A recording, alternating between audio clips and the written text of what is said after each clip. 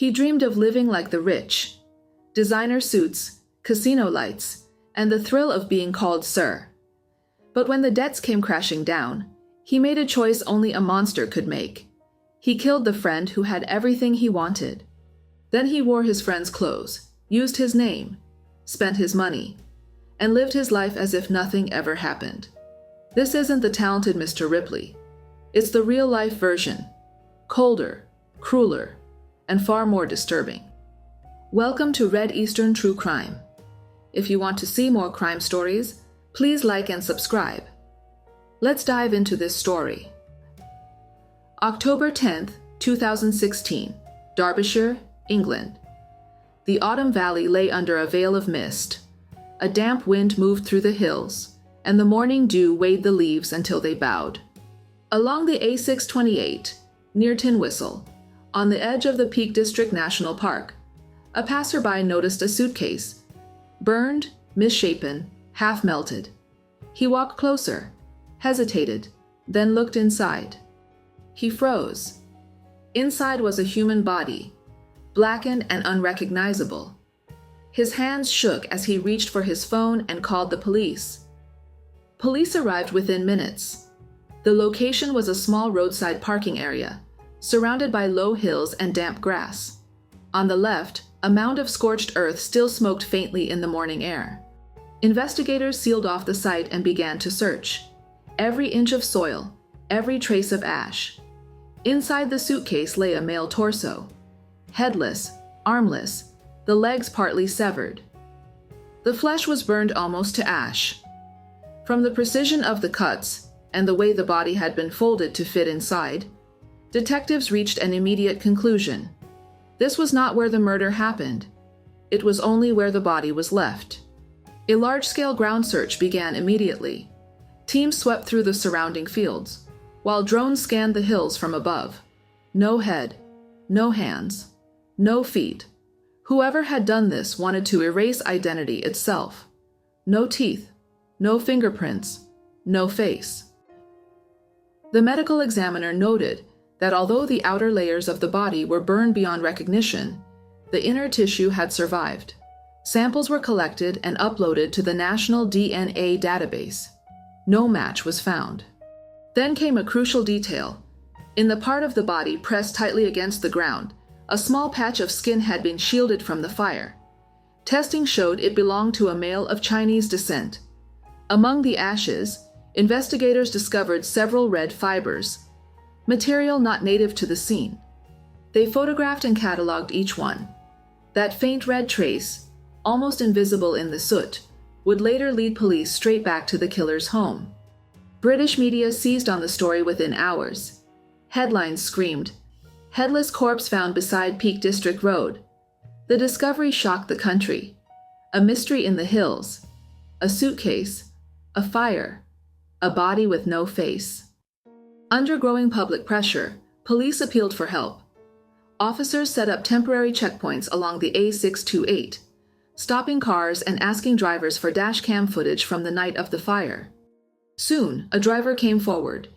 He remembered a faint glow in the distance, a small fire burning by the roadside, very late on the night of October 9th. That sight helped investigators narrow the timeline, to estimate when the body might have been left there and how long it had burned before the flames went out. Meanwhile, police began checking every missing person report they could find, hoping one would finally give the victim a name. But even with that lead, the days passed without progress. The man in the suitcase remained a mystery. No name, no past, no trace of who he once was. Then on the 5th day of the investigation, a single phone call changed everything.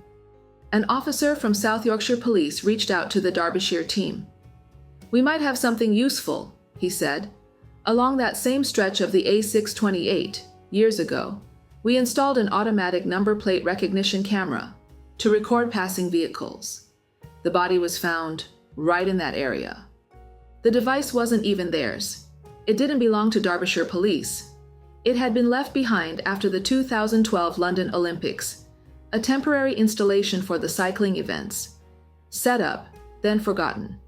When technicians recovered the data, they found hundreds of vehicles captured over a 2-hour window that night. Too many to check one by one, so the detectives narrowed it down. They would focus only on cars that had traveled both ways, vehicles that went in and then came back. Only one matched that pattern: a gray Mercedes, registered in Manchester. The name on the registration, Ming Jiang. With help from Greater Manchester Police, officers intercepted the gray Mercedes at a city junction.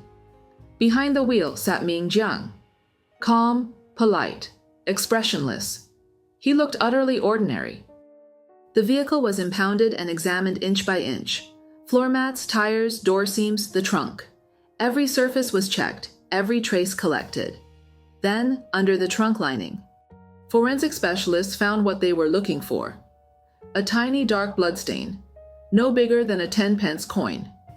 Mixed within the carpet fibers were several tiny red fibers, standing out sharply against the car's gray interior.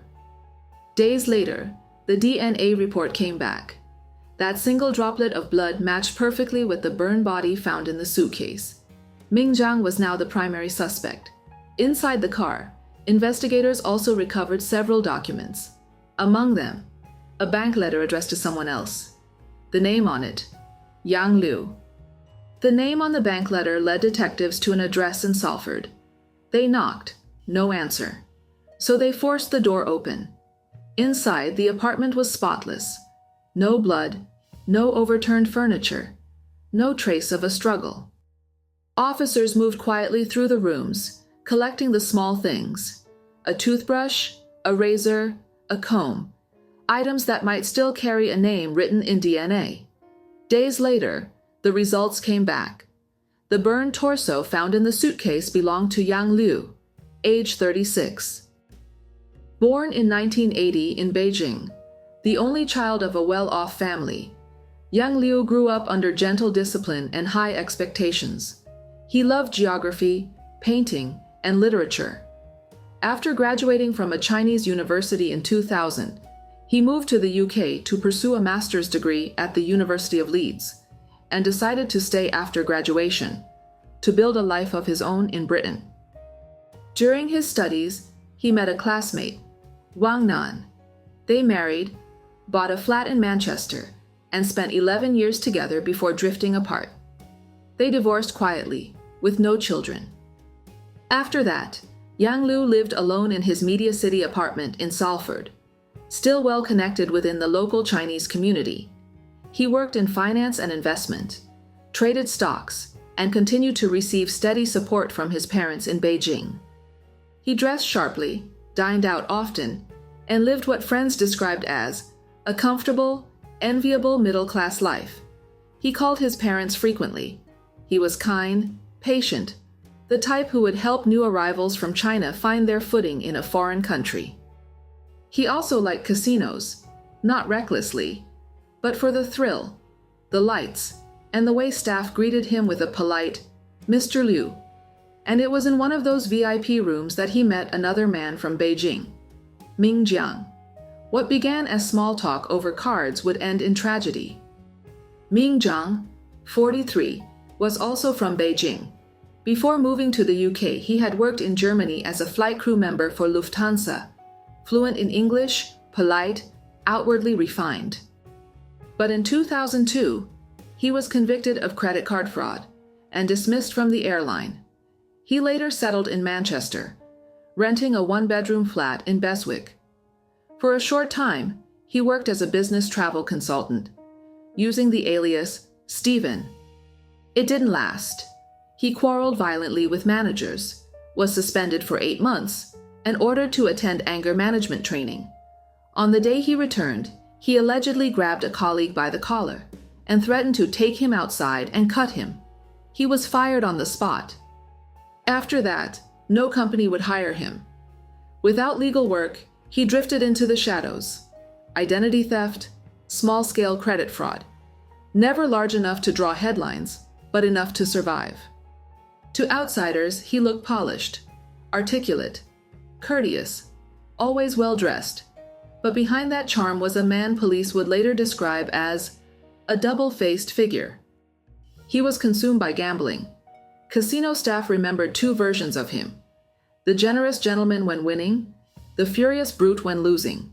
Some casinos welcomed him as a VIP. Others banned him for life. By 2016, he owed nearly £273,000. Debt collectors came knocking. He pawned a £16,000 watch for a few thousand in cash. He had no steady income, no benefits, yet he still strutted through casinos pretending to be a high roller. He lived on loans, deceit, and fraud, a life stretched thin, held together by lies. Ming Jiang met Yang Liu in the glittering, smoky world of casinos. Both were from Beijing. They spoke with the same accent, shared the same nostalgia for home, and for a while seemed like friends. They dined together a few times, laughed over memories of the city they left behind, but beneath the surface, something darker began to stir. Ming Jiang soon realized that Yang Liu truly had what he only pretended to possess: wealth, class, and stability. For Jiang, that recognition festered. Desperation turned into envy, and envy into a plan. According to investigators, Ming Jiang decided that if he could not earn the life he wanted, he would take it by taking someone else's. Phone records later revealed that on October 5, 2016, Ming Jiang invited Yang Liu to his flat for tea and a chat. It was 5 days before the suitcase was found. CCTV captured Yang Liu leaving his apartment, boarding a Metrolink tram, and stepping off at Vela Park Station. There, he met a man matching Ming Jiang's height and build. The two walked side by side toward Jiang's address on Falconwood Way. That was the last footage of Yang Liu alive. After that moment, both of their phone signals merged, and then went silent in the same location. Detectives concluded the murder had taken place that night. By this time, police had gathered enough evidence. On October 20th, 2016, officers entered Manchester 235 Casino and arrested Ming Jiang on the spot. He showed no emotion, calm, composed, still placing bets as they approached. During the search, officers found a passport in the name of Yang Liu, along with multiple credit cards and a mobile phone, all belonging to the victim. At the same time, forensic teams launched a full-scale examination of Jiang's flat in Beswick, East Manchester. At first glance, the apartment was spotless. Fresh paint on the walls, everything neatly arranged. But when specialists switched on their ultraviolet lamps, the truth appeared. Tiny dots of dark red shimmered across the living room, on the floorboards, beneath the sofa, along the skirting boards, blood that had been wiped, but not erased. When investigators unzipped the red sofa cushions, red fibers spilled out, and beneath the foam, they found large patches of dried blood. The killer had tried to clean everything, but he failed. DNA tests confirmed.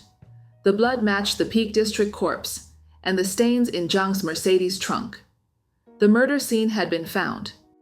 The weapon was never recovered. The medical examiner could not determine the exact cause of death, but concluded that Yang Liu had been struck on the head with a blunt object, then dismembered inside the apartment. The blood spatter told its own story. A brief struggle, then silence. Jiang likely finished the dismemberment before dawn and spent 3 days cleaning the scene. He used knives to cut through joints. No surgical precision, only violence. There was so much blood, it was impossible to erase it all. 2 weeks later, the case was formally transferred to Greater Manchester Police. Detectives reconstructed both men's final movements, every CCTV frame, every phone record, every bank transaction. Between October 5th and 9th, Jiang's gray Mercedes had traveled from Manchester to the remote Peak District and back. The route matched the timeline of the body dump exactly. After the murder, Ming Jiang began a new life as Yang Liu. He had access to everything: Yang Liu's bank accounts, credit cards, passport, phone, and address. He logged into the accounts, transferring money to himself. He used the victim's card to buy paint, cleaning supplies, and gasoline. The same gasoline used to burn the body. He returned to the casinos, gambling heavily, and walked into Selfridges in Manchester to buy designer goods. He even listed Yang Liu's apartment in Salford for sale, hoping to cash out £150,000 to sustain his false life as a VIP. Because both men were from Beijing, their accents were almost identical. Jiang mimicked Yang Liu's voice on the phone when speaking with banks and real estate agents. Within 2 weeks, he had spent £185,000 from Yang Liu's accounts, betting bigger, losing faster, sinking deeper into the illusion he had stolen. He told his landlord he would soon move out. He was preparing to disappear. Meanwhile, in Beijing, Yang Liu's mother kept sending messages on WeChat, worried, desperate, asking why her son hadn't called. After disposing of the body, Ming Jiang used Yang Liu's phone to send a single message: "I'm fine." That short reply eased her fears. For a moment, she had no idea her son had already been murdered by a countryman he once called a friend. When investigators entered Yang Liu's apartment, they found it almost empty. His clothes, his electronics, his collections, all gone. Everything of value had been taken. Ming Jiang hadn't just killed the man, he had erased him. He wanted the world to believe Yang Liu still lived, because now he was Yang Liu.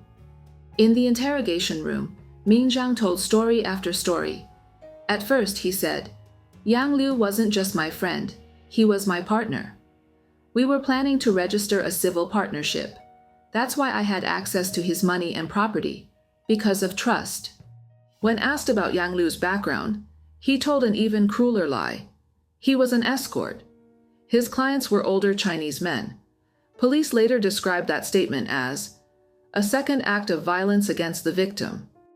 When confronted with the evidence, the blood, the DNA, the CCTV footage, the receipts for gasoline, Jiang changed his story again. "It wasn't me," he said. "It was a man named John Wang. He and Yang Liu had a fight over gambling debts."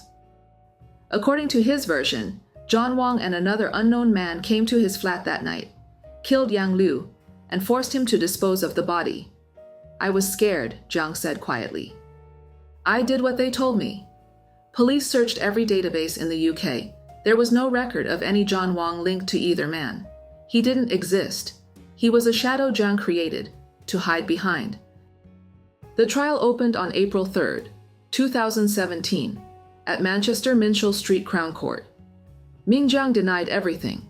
He repeated the same claims: that he and Yang Liu were lovers, that John Wang was the real killer, that Yang Liu had been chased by illegal creditors. Prosecutors laid out the evidence: DNA, CCTV, bloodstains, fibers, bank records. The trial lasted 4 days. The jury needed only 4 hours. Verdict: guilty of murder. On May 2, 2017, Jiang refused to attend his sentencing. The judge read the verdict in his absence. This was a cold-blooded, self-serving act of murder. You killed a kind, innocent young man for money. You dismembered and burned his body, stole his identity, and showed no remorse. Even here in court, you continued to insult the victim with lies that had no basis in truth. Sentence: life imprisonment, a minimum of 33 years before eligibility for parole. Meaning, Ming Jiang would likely spend the rest of his life behind bars. From Beijing, Yang Liu's parents received the verdict through a police translator. They wrote a short public letter, a message that broke every heart that read it. "We spent our life savings to send our only son to study in the UK. We never imagined he would die so cruelly. We never saw his face again. We could not even light a candle for him. Our family line has ended. No matter how many years pass, we will never recover from this pain." On the A628 road through the Peak District, the wind still sweeps across the hills. The burned patch of earth has long been covered by grass, but the silence lingers. Yang Liu's head, hands, and feet were never found. That emptiness remains, a blank space that will never be filled. Ming Jiang wanted a respectable life. Designer suits, casino VIP rooms, the illusion of being called sir. But he forgot. Dignity cannot be borrowed, and a stolen name is a lost soul. He won a fleeting illusion and lost everything real. This was no movie, not the talented Mr. Ripley. This was reality. A gambler who killed to live another man's life and ended up trapped forever inside the one he destroyed. What do you think of this case? One man killed to escape his debts, believing he could live another man's life. Another trusted too easily and lost everything. Sometimes, when we stare into the mirror of desire, the reflection that looks back isn't the life we want, but the darkness we've already let in. Thank you very much for watching. If this story moved you, please like, share, and subscribe to the channel.